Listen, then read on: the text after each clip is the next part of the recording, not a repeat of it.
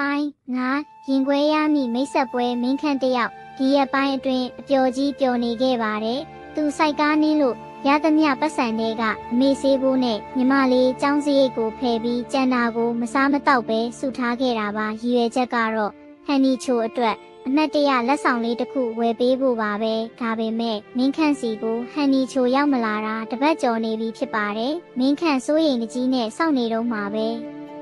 တနေ့ညနေခင်းမှာတော့မင်းခန့်တို့စိုက်ကားကိတ်ရှိကိုအလွန်တောက်ပြောင်တဲ့ကားနဲ့ရောင်ကြီးတစ်စီးဆိုက်ရောက်လာပါတယ်ကားပေါ်ကနေဆင်းလာတာကတော့မင်းခန့်မျောလင့်နေတဲ့ဟန်နီချိုပါဒါပေမဲ့သူမတယောက်တည်းမဟုတ်ပါဘူးသူမရဲ့ဘေးမှာတော့ဝတ်ကောင်းစားလှတွေဝတ်ထားပြီးနန်တက်နေတဲ့လူငယ်တယောက်ပါလာပါတယ်ဟန်နီ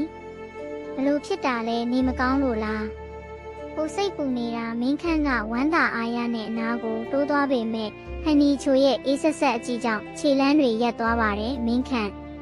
ဒါကကိုနေမင်းနဲ့ငါရဲ့သူတို့သားလောင်းပဲဟန်နီချိုရဲ့စကားကမင်းခန့်ရဲ့ခေါင်းကိုတူနဲ့ထုလိုက်တယ်လို့ပါပဲမင်းခန့်ဟာကြောင်အန်းနဲ့ကိုနေမင်းကိုကြည့်လိုက်မိပါတယ်ကိုနေမင်းကမင်းခန့်ရဲ့စိုက်ကားနံပါတ်နဲ့ဝတ်ထားတဲ့အင်ဂျီအစုပ်ကိုကြည့်ပြီးနှာခေါင်းရှုံးလိုက်တယ်။အော်ဒါလားမင်းပြောတဲ့စိုက်ကားသမားဆိုတာကြည့်ရတာတော့တော်လေးကိုနွမ်းပါတဲ့ပုံပဲလို့ကိုနေမင်းကလောင်ပြုံးနဲ့ပြောလိုက်ပါတယ်မင်းခန့်ရင်ထဲမှာစူးနစ်သွားတယ်လို့ခံစားရပေမဲ့ဟန်နီချိုရဲ့မျက်နှာကိုပဲစိုက်ကြည့်နေမိတယ်ဟန်နီဒါဘာနောက်ပြောင်တာလဲဟင်ကိုစနေတာမလား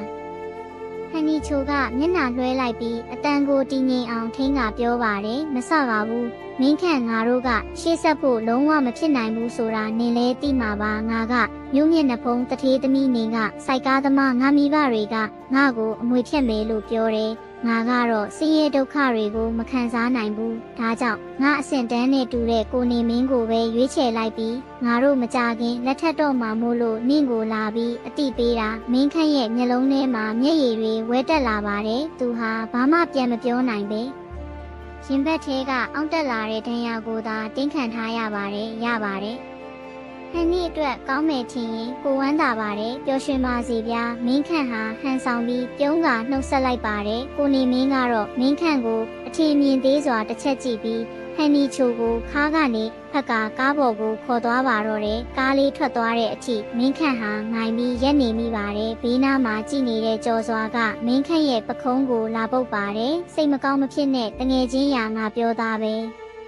သူတို့ကငါတို့နဲ့တန်တဲ့သူတွေမဟုတ်ဘူးလို့မင်းခန့်ဘာမှပြန်မပြောနိုင်ပါဘူးအိမ်ပြန်ရောက်တဲ့အခါအမေနဲ့ညီမလေးကိုမြင်တော့မှသူ့ရဲ့မျက်ရည်တွေဟာထိမ့်မရအောင်ကျလာပါတော့တယ်တကယ်တော့ဒါဟာနာကျင်မှုရဲ့အစပဲရှိပါသေးတယ်နောက်တစ်နေ့မှာဟန်နီချိုတယောက်တည်းပြန်ရောက်လာပြီးမင်းခန့်ကိုပို့ပြီးရက်ဆက်တဲ့စကားလုံးတွေနဲ့ပြောဆိုဖို့ရှိနေတာကိုမင်းခန့်မသိရှာပါဘူး